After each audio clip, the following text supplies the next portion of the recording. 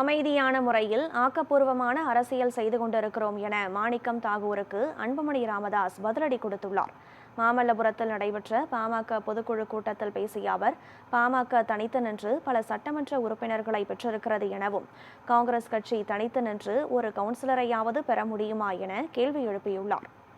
கர்நாடகாவில் 2028 தேர்தல் வர இருக்கிறது. பிஜேபி கர்நாடகாவில் வெற்றி பெற வேண்டும் என்று அவங்களுடைய நோக்கம். காங்கிரசுக்கு கர்நாடகாவில் இப்போ ஆளுங்கட்சி.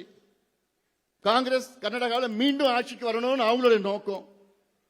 ஆக ரெண்டு கட்சியும் சேர்ந்து சூழ்ச்சி செய்து தமிழ்நாட்டுக்கு தண்ணி வரவிடாம அங்க மேகதாது கட்டியே தீர்வோம். மேகதாது கட்டினா அங்க வெற்றி பெற்று விடுவாங்களாம்.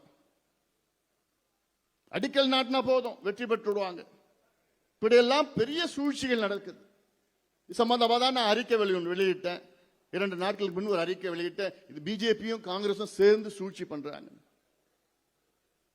உடனே இங்க காங்கிரஸ் கட்சியில் ஒரு புதுசா தலைவர் வந்திருக்கிறார்.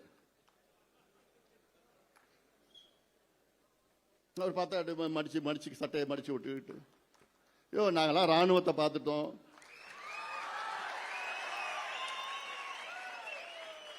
துப்பாக்கி சூட பார்த்துட்டோம், தடியடிய பார்த்துட்டோம், ஜெயில எல்லாத்தையும் நாங்க பார்த்துட்டோம்.